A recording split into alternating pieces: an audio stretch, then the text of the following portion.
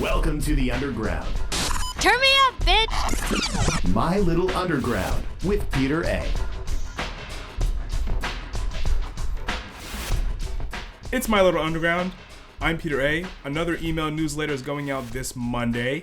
So if you haven't signed up, please do so. peteraradio.com/newsletter, and the link is also in the episode description. And if you want to know what the newsletter is like, it's a summary of the recent happenings here on My Little Underground, plus a song I can't stop listening to. So do so. peteraradio.com/newsletter. You better sign up.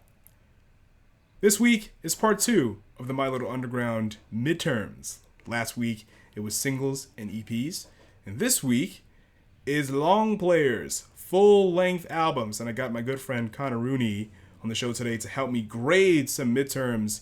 And we're going to share some of our favorite big-time long players of the year. And it was very hard to really put this list together because so much music came out between January and June. And what was on our list? Well, you're going to find out right now as the midterms continue here on My Little Underground. It's time for midterms and best albums. Last week we did EPs, singles and EPs. And this, I don't know about you, Connor, but this has been very difficult to put together this list. Of course, I'm not going to share my entire list, but just, some highlights. But I don't know about you. Did you have difficulty putting this together? I feel like there was too much good music coming out. And this is only the first half of the year. I know there's definitely some artists that I had kind of had written down for a few months, just knowing that they were definitely going to make my list. And then I also know that they're going to make my year-end list, but there's been so much new music coming out that it really has been kind of hard. And I made it a point to sort of, I think my list this year differs in, composition. I think there's so much new music out from like so many different kinds of genres and styles that I really feel like it's an interesting mix. So I'm excited to talk about. It's been a crazy year. So yeah. Yep. All right, you go first. What you got? Cool. So my first one is Soul Glo, Diaspora Problems. This album totally knocked me on my ass. I mean, I knew them from years ago. I think a few EPs they'd put out. I know they're a Philly-based band. I think I might have seen them one time, but they were just on bills, and I never really paid too much attention to them. But with this new album that came out, I sat down, I listened to it, and it was like a hurricane of fire. It was just so much, and just the vocal performances are incredible. The production is just phenomenal. Songs like Jump, I listened to that. It's been on my Spotify on repeat for months. It's just stayed on there, and I'm just super thrilled. I think they're one of the most exciting punk bands, maybe the most exciting new punk band to be around, and I've been so happy for them. But yeah, Soul Glo, Diaspora Problems is definitely on my list and will make my year-end list. I'm pretty sure.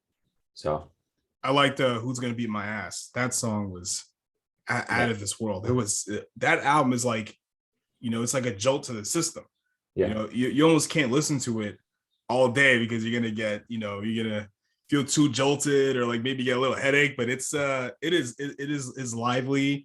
And as far as there's a lot of conversation about punk and pop punk and everything like that. But I'm not gonna get into that whole situation why that's stupid. But Soul Glo, it is so punk.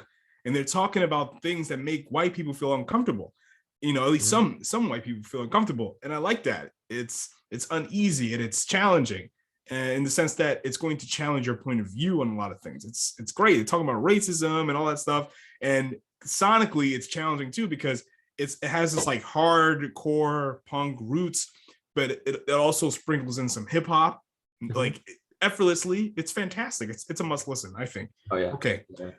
First on my list is a New York outfit I've been a fan of for about 5 years now. And if you live in New York and you haven't seen them live, oh my God, do so. And I'm talking, of course, about Combo Chimbita, their latest album, Ire.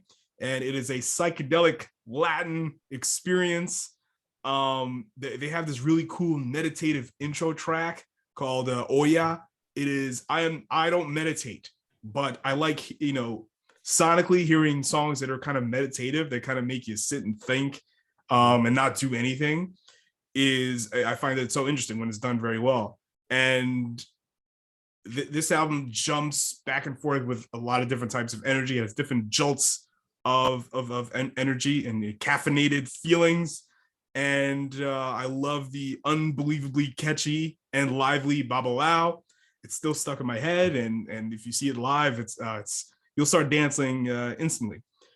And there's this very demented, danceable number called Memoria. Oh my God, it's so evil. It's gorgeous, and it sends you into like a mental whirlwind tailspin. It kind of sets your equilibrium. It puts your equilibrium off. It's amazing. I love it. Conor Chimbita, one of the most exciting bands in New York right now. And if you live in New York and they're playing live, go see them and get this album too. It's fantastic.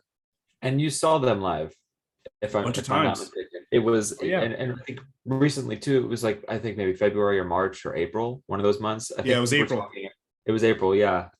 Which I unfortunately didn't make it out to that show, but they've been on my list of artists to see, and I kick myself every single time I miss it, and then I listen to the album or one of their albums. I'm like, I wish I went to go see that, but they're great as well.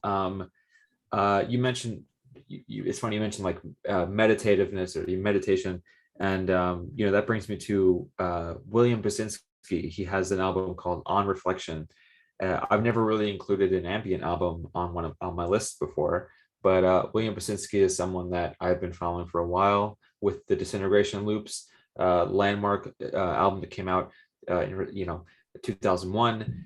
He has this album On Reflection with Janek Schaefer, and it is a nice, not too long, medium length, just meditative sonic, very, very serene experience, and it's very relaxing. And I just love his compositions and the thought that he puts into all of his albums. And he doesn't put out many, but this is definitely something that I resonated with. And William Basinski, I think, as far as ambient artists go, is one of the top, and he's been around for a long time. So William Basinski, On Reflection, and he's a New York artist. So I recommend going to see him. If he is on tour, actually, he is on tour now. I think he's playing in New York, but he's definitely someone to check out live. It's a very different experience, it's like an ambient show. So it was a nice change of pace for me. With ambiance, right? Yeah. Like I feel the same way about ambiance as like noise. Like I like it mixed with stuff. Like I'm not a huge fan of like ambient by itself and noise by itself, but I like how Jesus and Mary Chain mixes noise. I like how Dummy mixes ambiance with their noisy chaos. Like I like a gumbo pot of stuff, but I'm open to listening to like ambient stuff. One of the most ambient things I've listened to over the years was Tycho, and Tycho's very just, it's kind of in the background, and it's very relaxing to listen to. But I'm not a huge ambiance person, but I tell you what I am into. I love hip hop, and this year has been, I got most years, great years for all kinds of music, like you said earlier, and especially hip hop. But I want to draw attention to Mr. Benny the Butcher from the Griselda camp. He put out his highly anticipated follow-up to his Tana Talk series. This year, it's Tana Talk 4. And Benny the Butcher, like Griselda, but really Benny the Butcher, when you think about it, is continuing a long-standing tradition of authentic East Coast street rap. This is hip-hop at its rawest. Because when you think about all their early hip hop songs, hip hop came out of the ghetto, came out of the South Bronx, very impoverished people of color areas, and they're just talking about their experiences, and that's exactly what Benny the Butcher does in the best way. It's like Grandmaster Flash and the Furious Five. It's like a jungle. Sometimes it makes me wonder. It's the same thing. But it's different hip hop has changed between those time periods, but it's the same idea, telling people what's going on, or like Chuck D said famously, hip hop is CNN for Black people, and that's what Benny the Butcher is doing. And speaking of legendary street rap, he did a sequel to Biggie's 10 Crack Commandments. Think about that. That's unheard of to do something like that. And he had Diddy's approval and everything like that. And Diddy was actually featured on the song. He does a lot of ambiance. I'm talking, of course, about 10 more commandments. And what he does, he offers more commandments. Biggie did 10, but that was 25 years ago. And he did 10 more. And he talked about aspects of the drug world that wouldn't be applicable in 1997. Like, he talks about social media, no social media posting. And what else did he mention? He talks about like using your money to buy things that can be sold, because when the drug, he says that when the trap phone gets cold, like, you need something to fall back on, essentially. And he talks about one of the most important things that B didn't talk about: getting the fuck out of the drug game. He's telling people to get out. It's not worth it, because you can't raise your child or feed your child from behind a jail cell. That's what he says. It's fantastic. The imagery, it's amazing. And it's authentic. It comes from a place of authenticity. There is no cap here. Mm-hmm. It is all true to life. I love it. And don't get me started on the production. He's got Derringer, who produces a lot of the Griselda stuff, and he's one of the best hip hop producers right now. Oh my God, unbelievable. And of course, he's working with a lot with Alchemist on Tana Talk 4. Alchemist, a super legend, and oh man, this is a must listen. Tana Talk 4. It is out of this world. What's next? What do you got next? And okay, yeah, I recently came across this artist. His name is Alabaster dePlume, and he released this album Gold. Came out, I think, maybe 1 to 2 months ago. Totally took me by surprise. Never heard of this person before. Saxophonist, poet, composer, and arranger, Alabaster dePlume. The album is Gold, and it's just this, just this like kaleidoscope of jazz and spoken word, and there's just some like indie elements in there. It's just this incredibly interesting mosaic of this person's influences being in the jazz world. And the songs like Don't Forget You're Precious. I think what I like about it, and we going back to ambient and just kind of mixing elements into different music. So Don't Forget You're Precious is more spoken word, but there's some jazz elements that kind of like lie just underneath the surface there. So it's an interesting listen, and it's not something that I expected to enjoy, but it was refreshing, and I was kind of looking for that. And this is the perfect album that I think I could have found, and I found it through Twitter. I found one of the guys who was in Galaxy 500.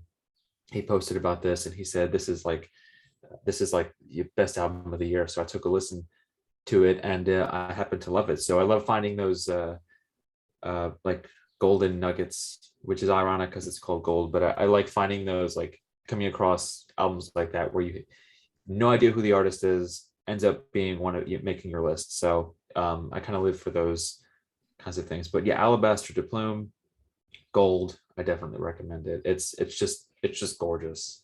It's gorgeous.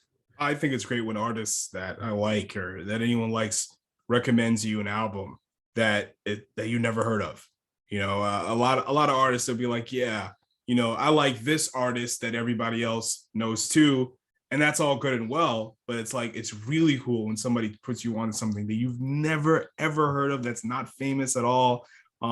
Yeah, I think it's great. Like I remember Dave Grohl talking to Mark Merrill about Mark Maron. Keep saying Mark Merrill. I keep thinking about the wrestler first.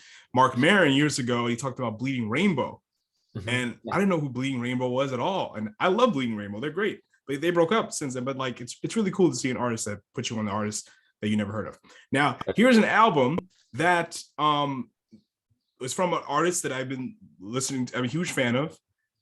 But I bought the album without hearing it first. And I'm talking about Czarface's new album, Czarmageddon. They initially put it out on record store day for record stores first. Like you could buy the record first before it was on DSPs or whatever.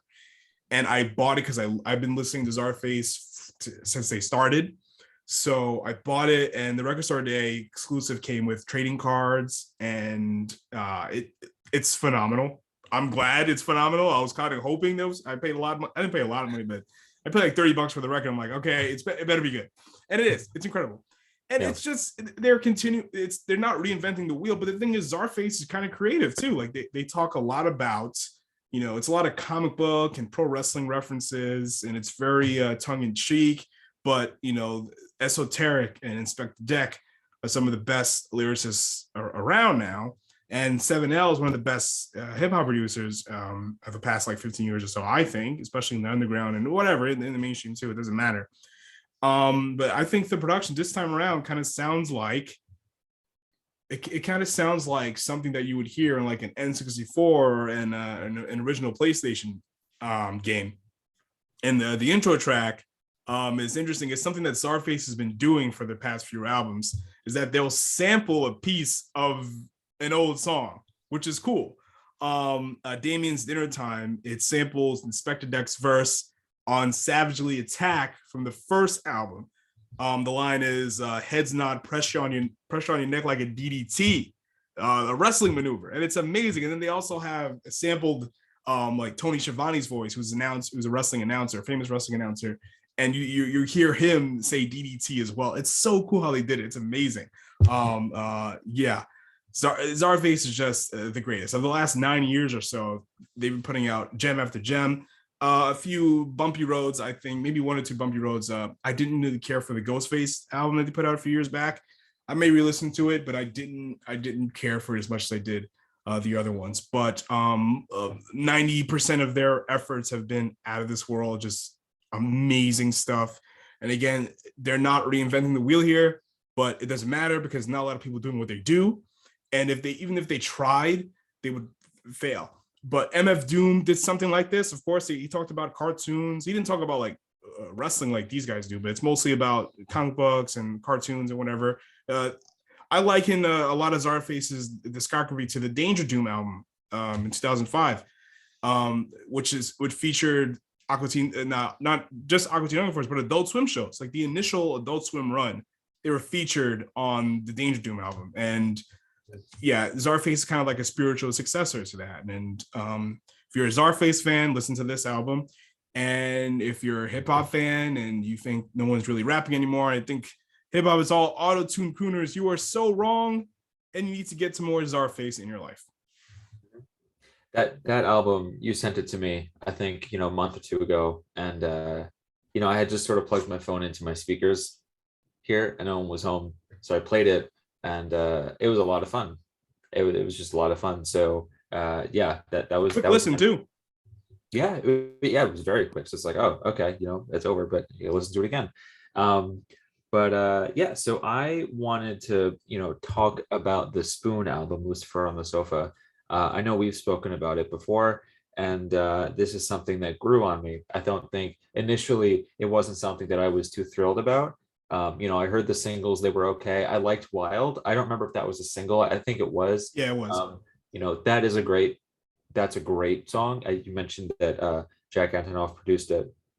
But Lucifer on the Sofa grew on me, and I kind of just came to appreciate it more as just like a straightforward Spoon. It's just classic Spoon. I mean, I think I was expecting a lot of different things with them because their previous album, I'm forgetting the name of it, was 2017. Hot Thoughts, yeah, it was good, but it was very different, I think, for the band. And I was just, it wasn't my favorite. So going into this album, I was just like a little bit like, okay, well, what are they going to be doing here? But I think it was in a lot of ways a return to form for them. I wouldn't say it like goes back to the earlier stuff, but it's definitely just more straightforward, kind of like rock and roll. It's got those classic Spoon hooks, and I can't really describe that other than that. They got some classic, you hear a hook and you're like, that's a Spoon song. That's it. And Wild is a perfect example of that. It just has this swagger that they're really good at doing. So Lucifer on the Sofa, and I have like on the radio, Lucifer on the Sofa, that the main track there, which is really good. But I do love Wild, and I also want to give a shout out to the Wild EP with different versions of Wild. I mean, Wild, the trashy version, That's my favorite. That is my favorite. I mean, I like the single version, but the Wild trashy version is great. And yeah, I haven't seen Spoon live, I will also say, but it would have been incredible to see them perform these songs in a live setting. I know they played, it wasn't Bowery Ballroom, but it was some place locally recently. It wasn't Brooklyn. Hammerstein. It was Hammerstein, yeah. But yeah, Spoon, Lucifer on the Sofa. I think I'm happy that they're still going as strong as they are. I think they haven't really lost their edge in a lot of ways. So I'm that's on my list. Yeah, you know what? And there's like just like this Czarface album, that Spoon album is it's Spoon, and it is it's a return to form, for lack of a better term. It is, but when you hear a Spoon record, oh, that's Spoon. That is definitely Spoon. It's better than just a band putting out an album and it just sounds like an album and it doesn't stick out. It's there. It exists. But this Spoon album is Spoon. If you've liked Spoon for the past forever, they've been a band 25 years.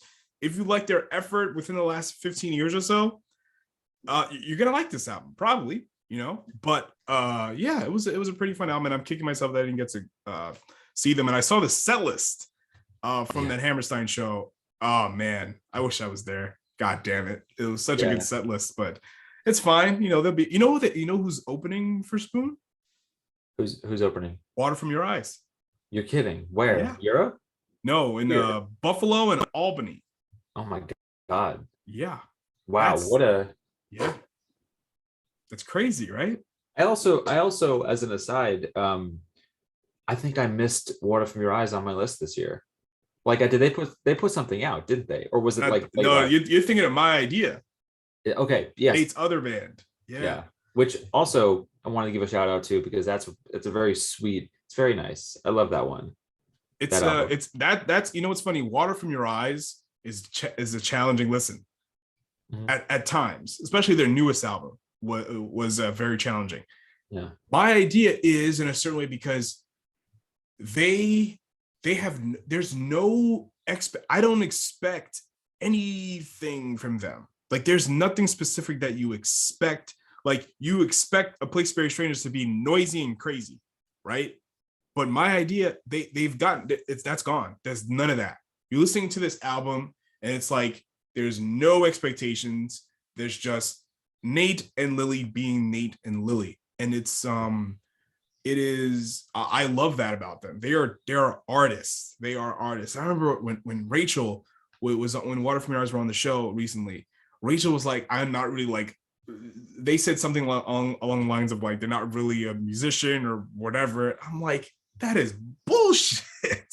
They are so creative. That is like, they're amazing. They're amazing people, and their music is amazing too. So big shout out to Nate, Rachel, and Lily. Water From Your Eyes. Thanks for coming, and of course Palberta and My Idea, and all the whole like spider web of musicians. I know. Amazing. Yeah. Okay, what's on my list? Yeah. Oh, this is an artist we've been talking about for years. Ravyn Lenae. Oh man, she finally put out a full-length album, Hypnos. And it's sultry, it's soulful, and it's so romantic. And it has a 50-minute runtime that you don't recognize at all. When I listened to the album the first time, I'm like, it's done already? Wow, it's about an hour?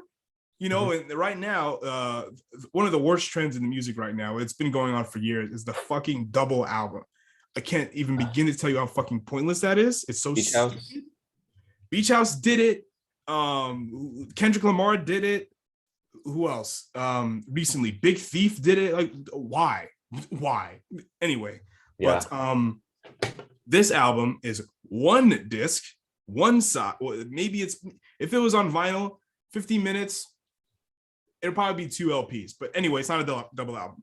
But this album has wonderful harmonies, wonderful melodies, and just overall fantastic vocal performances from Ravyn. And my God, she's so young, but it's like she's been doing this for 15 years, 10 years. Oh, she's amazing, just unbelievable. And there's a lot of like, there's a continuous sound, but there's a lot of things that kind of sound different from each other. The songs stick out, if that makes sense.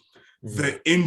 The intro cameo, 1 minute and 24 seconds, but there's a lot going on. It's pure bliss. It is gorgeous. It is spiritually awakening. And I'm not a spiritual person, but it awakens something in you. It makes you feel something. And it's a good feeling too. And she has a vacation anthem on here, MIA. When I hear it, I started like looking up flights to places. Like I love New York, but it makes me want to get away listening to this album. And Satellite's one of my favorites. It's so sexual without being explicit. It leaves a lot to the imagination. And you know, I'm a big fan of WAP, of Cardi B and Megan Thee Stallion. That's a great song. It's very explicit, but they do it very well. But a lot of people, you know, I don't want to hear genitalia music necessarily. You know, I want to like imagine what you're talking about. Like Death from Above, come here, baby. I want your company. We can do it. It's right romantically. You know what they're talking about, but they're not outright saying it. You know what I'm saying? Yeah. But yeah, it's, oh God damn it. This Ravyn Lenae album is unbelievable. It's so good. Did you hear it? I haven't. No, I wrote it down just so I don't forget to listen to it. But yeah, I'm always down for, I mean, like you mentioned, with the just the gorgeous kind of like spiritual-esque opener. That's, I think album openers too, people don't give a lot of, I love a good like one that kind of knocks me on my ass, like, oh my god, you hear it, you're like, oh my god, okay, what am I in for? And also runtime. I think if an album is I don't know, I think a hallmark of a good album is that, like, no matter how long it is, and you're like, oh shit, that was fast, because you're kind of lost in it. I can't say the same for a lot of other artists. I mean, we mentioned Beach House. I feel like I feel that album's length. It's like I still haven't heard it. Yeah, no. I love Beach House, but it's like me too. I was in Rough Trade and I picked up this, it felt like a book. And it was like, oh, it's just the album. I mean, it's thick. And I'm just like, you asked me to put 2 hours into an album. Yeah, good luck. I'm not. It better sing and dance and jump out of the box for me if that's the case. But like, I wanted to give a shout out. It only came out yesterday. The singles have been nice leading up to it. And maybe you know what I'm going to say, but it's the Angel Olsen album. Yeah. Big time. I'm excited about this album too. Did you hear the whole thing yet? No, I haven't. I did. I listened to it. I gave it 1.5 listens so far. One last night, half of it today. I love the singles leading up to it. And I think it's a really nice, I mean, All Mirrors was great. I liked it. It was interesting. It was a nice departure, a little bit more electronic, and it was very dark, very, very, depressing. But I guess a lot of her music can sort of fall within that box. But I think Big Time is nice because it's just a lot of vulnerability in her music. I mean, there's just so many amazing tracks that I feel like she's kind of pouring her heart out. And I never thought I would say this, but I think the honky tonk, which maybe is not the best way to put it, but like the honky tonk aspect is like, I heard it, I'm like, damn, that's actually kind of nice. Like, it's done well too. I think it's done very well, and I'm very excited. I mean, songs like Big Time was great. Right Now is heartbreaking, and This Is How It Works.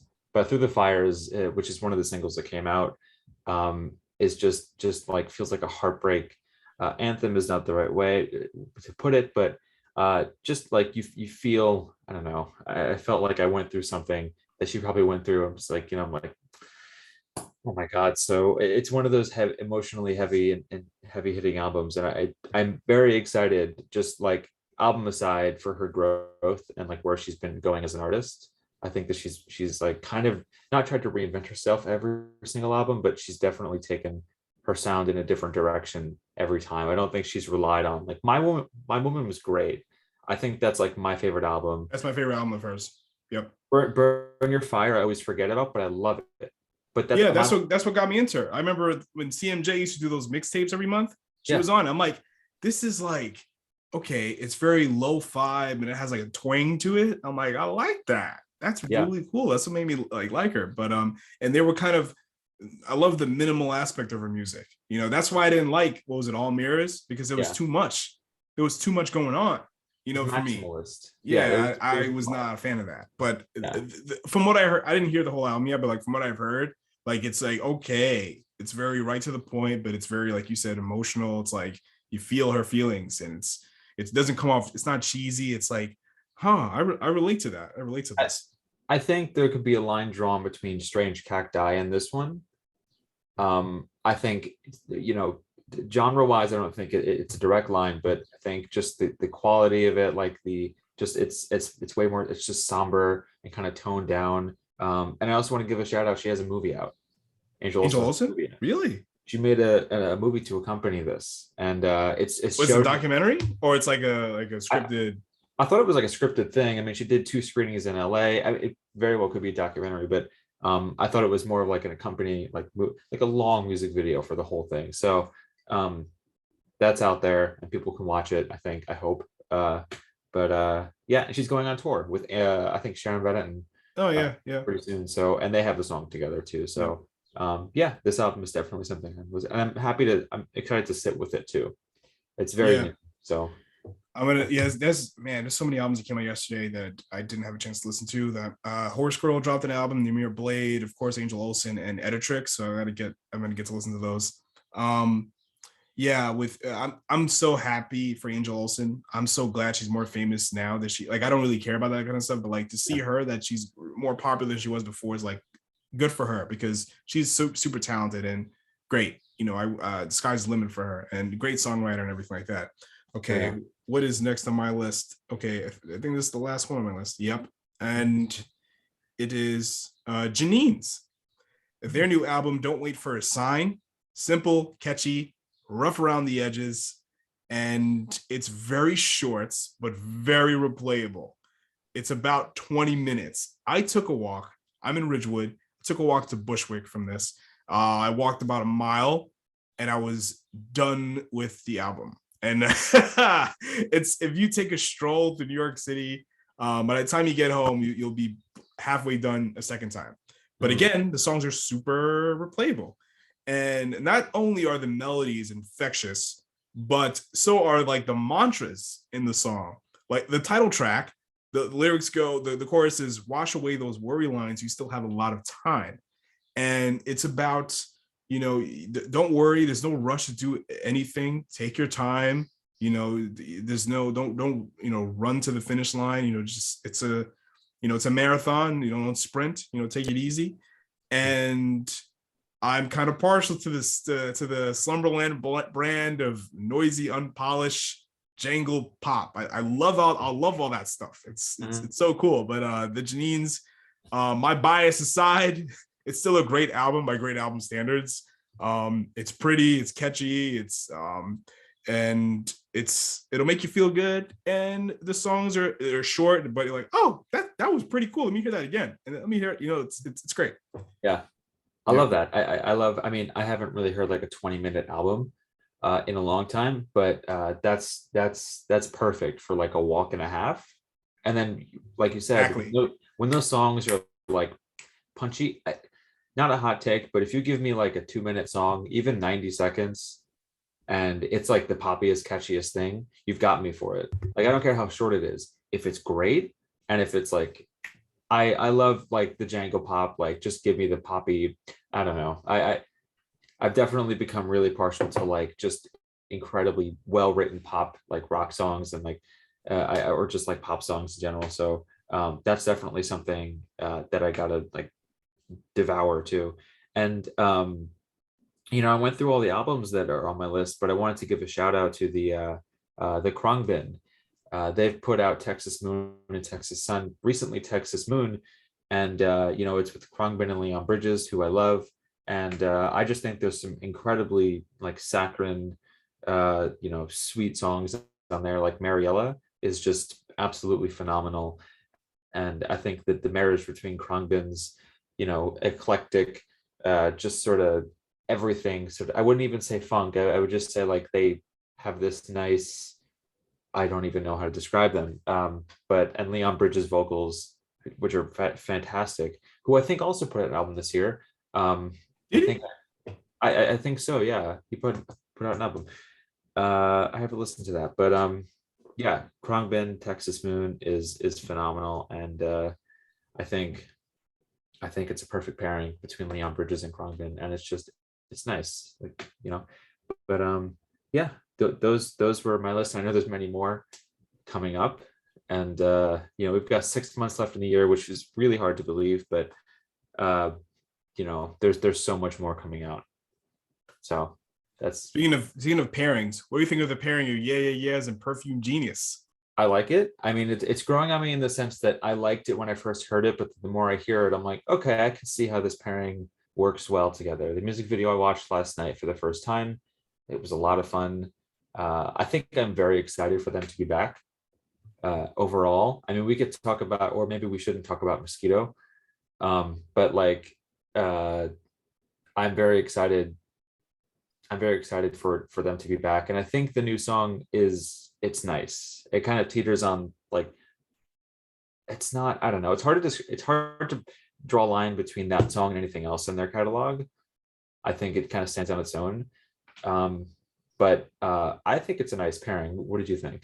I thought it was great. Yeah. And if you're one of the Yeah Yeah Yes fans, it's like you want Fever to Tell, you want Machine, you want the Masters EP. Just don't even waste your time. It's not that. They're not that anymore. They just aren't. But they're gonna bring that energy live, but they are not this. I don't know what their new album is gonna sound like, but it seems to me they are not trying to recreate the past. Mm-hmm. They're not, and they're doing what they do, and I really love what they're doing here. You know, it kind of it touches on, like, it has like some parts of like Mosquito and some parts of It's Bliss from this song, but it's like, okay, you could tell they are moving into the future. But again, I think Carano and company wants to surprise us. You know, they are not going to do a return to form. They're not doing that. And great, you just had you're back after 10 years. You don't want to go on a nostalgia trip. Like, you don't want to do that. Like, I'm glad they're not doing that. Great, bring me to the future. You know, you're an artist, so you know, it's a, you know, you could be like Ty Segall and put out an album that people know that you're gonna make, and that's okay. That's fine. But you know, it's also cool to try something else. And if it works for you, it works. If it doesn't work, it doesn't work. You can go back to the drawing board. But this song makes me excited about what is to come from the AAS. Yeah, me too. I'm very excited that they're kind of going in a new direction, and you know, they're not taking a nostalgia trip, which they could totally do at this point in their career. I mean, they've been around for 20 years, over 20 years at this point. So I think they very well could, and people would eat that up. But I'm happy that they're going in this new direction. And I'm excited to see them in October. Too. I have to buy. I didn't buy my ticket. It's probably, I don't know if it's sold out yet, but I have a feeling they're gonna do what Stereolab did. They might add a second show. Yeah, that's my thoughts. They might do that, or like, I don't know if have you seen the AAS live? Never. Have you? Oh yeah, I saw them live. Like, did? The Mosquito era. They did Prospect Park. Nice. One of the best shows I've ever been to, ever. They are tremendous. They are a tremendous live band. They are a must see. 3 people, and it might as well have been like 100 people, like 10 people on stage. Like, it was like Wu-Tang on stage. It was a lot of people. It felt like their presence. Carano can speak to 100,000 people. Like, she is like, they are just fantastic. Like, anything you go to see a band or go see an artist, and they're just kind of like whatever, and the crowd is like whatever, and they're kind of bored, and you're bored, and everyone's bored. But nope. You can work 10 hours, go see AAS, and you'll be like, I can't sleep. Oh my God, what just happened? There's a big eyeball that they were passing around. Oh my God. They're a great time. They're a great time. I mean, there's only a few of those bands that are you know, live bands that kind of like wake you up. A Place for Strangers is definitely one of them. Oh yeah, I'm seeing them this coming Monday. Yeah. Oh, it's Monday they're playing. Yeah. Yep. Oh man. Okay. Yeah, I forgot about that. But if there's still tickets, I mean, I'll definitely go. What is it? Music hall? Music hall. Yeah. Music hall? Okay. I might go to that, but Yeah, I play Spray Strangers, definitely one of them. And I always have the hardest time describing them to people, like live. It's always really hard. I'm just like, I could describe it, but it's not really going to register unless you're enveloped in their cloud of noise. Like really, that you have to be in it, and then you have to see Oliver afterwards, and then think, this is just like the nicest person in the world. He's the nicest guy in the world, but he's a kind of he's a mad scientist. He looks like one too. He looks insane. But he's the nicest guy in the world. Like a band, they have a good platform. They booked everywhere. Patton Oswalt is a fan of them and really? Stuff like that. Yeah. I didn't know that. Yeah, on his Instagram, he or on a podcast or something like that, he talked about their last album, and yeah, that's cool. I might, you never know who you see it. Like I saw Jordan Klepper at a Ty Segall show. Really? I don't know who you're gonna see. I don't know who I'm gonna run into at Music Hall Williamsburg. I think it's cool, like people with a certain platform that are fans of like underground bands. So that's cool. Like, oh, yeah, it's good to have that in common with people. I know. And I wanted to bring up a question. There's so an overall question of like artists coming back, or artists that have been around for a while, maybe like legacy artists releasing a new album, but like only doing it on certain platforms. Black Star. I'm going to talk about Black Star, and I am not signing up for whatever the hell it is. So and that's the problem right there. That's like I'm not gonna not even to hear it and then dip, but like that's too much effort for me. What do you think? Do you think like, all right, whatever, artists can do what they want, but like, does it deter? I mean, obviously it has for a lot of people. Well, I would highly recommend. Talib has a podcast called The People's Party. Mm-hmm. He did a podcast last year with Yasin Bey, formerly known as Mos Def, mm-hmm. and they had a very good conversation. After hearing that conversation, I got why they did what they did, mm-hmm. but because DSPs are terrible. Let's be honest. Spotify is a great app, works very well. Out of all the three music, it's a great functioning app. It doesn't just crash on you. If you like podcasts too, you listen to podcasts and listen to music and whatever. But a fraction of a penny per stream or whatever it is, it's terrible for the artist, for the musician.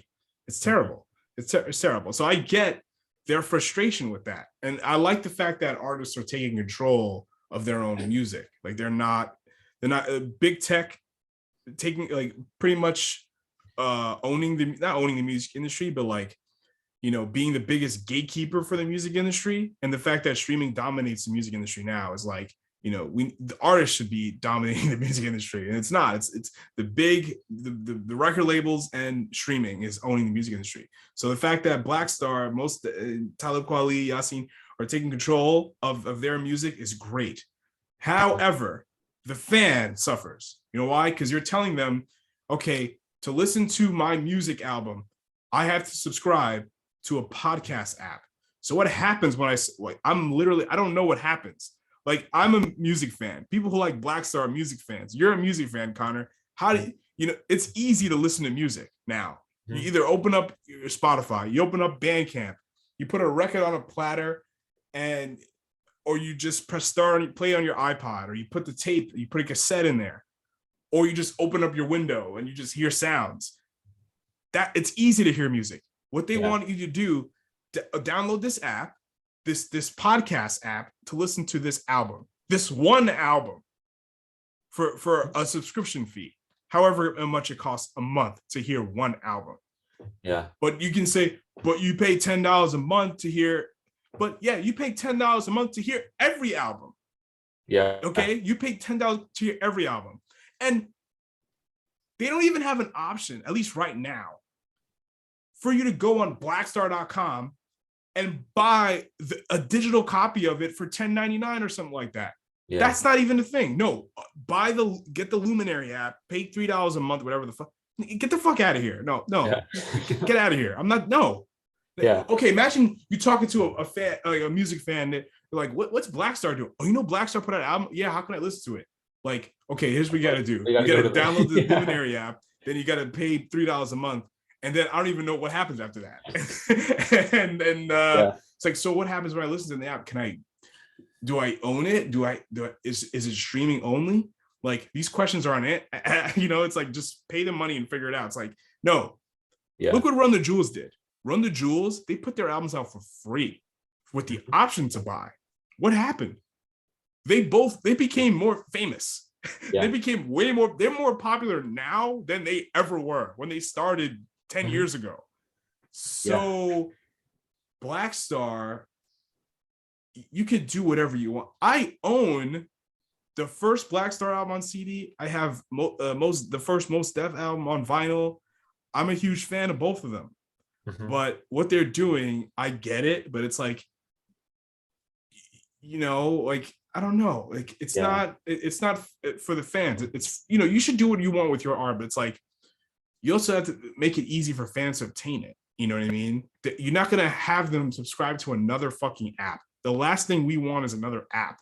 No. Bandcamp, put your shit on Bandcamp too, $11.99 or whatever, how much for a vinyl, for a seat. I don't know what kind of deal. Maybe they don't want to talk to they don't want to talk to the distributors. They don't want to do it their own way and whatever. But how much is Luminary going to get off? Luminary's not going to put the Black Star up there free, right? They're probably going to want to cut of that. Maybe they worked out a deal. I don't know their business, but it's like, I am not, no, like, tell me where to buy it. If you don't want to use DSPs, great. But tell me where, like, can I at least buy it? Can I at least own it? So in some shape or form? Like, come on, no. I don't even think that's an option. And like, I have friends who, when it came out, they were like, yeah, I'm not gonna go. I'm not gonna get that to listen to it. I mean, as an aside, I don't even know if people liked it that much. I don't know if it was. We can't hear it. I mean, let's just subscribe to the app. I'm not doing that. But I think eventually maybe they will or not. But yeah, I don't know. It's I'm definitely not someone who is going to go out of my way to hear even my favorite artists. Like, if the AAS said tomorrow, if they said, hey, I don't know, we put a new album on the Hamburger Helper website and you have to like buy a year's worth of hamburger. Fuck no, I will wait. I'm not doing it. Like, I have all the AAS albums, so I don't have to hear your new album if I don't want to. Which, by the way, it's very short. I mean, 8 songs.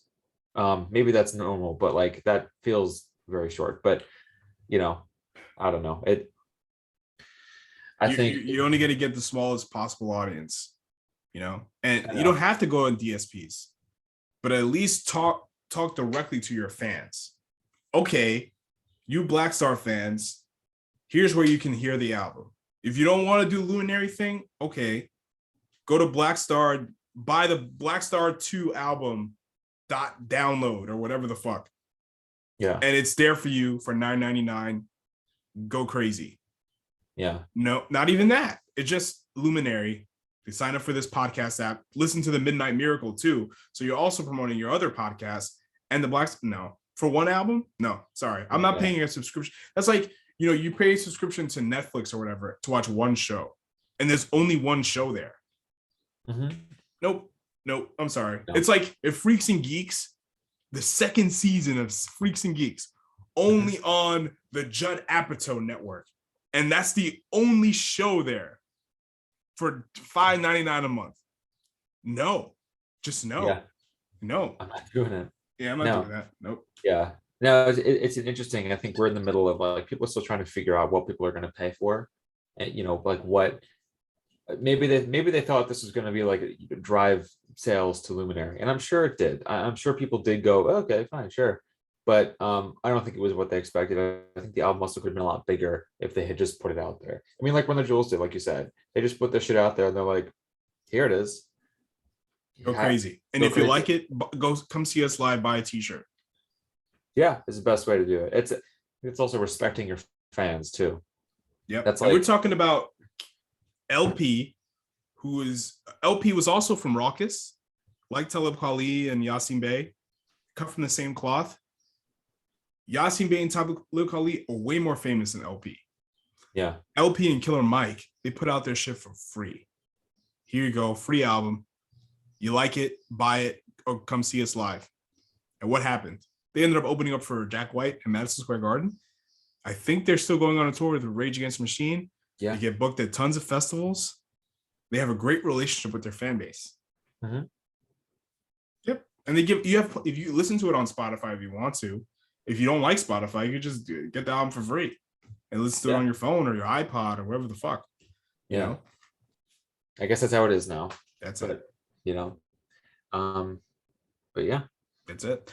Yep. And this has been the Midterms 2022 part 2 full-length albums with myself, Peter A, and big thanks to Conor for once again helping out with grading the midterms. We could put our red pens away for a while and wait 6 months for the finals in December. All right, later days.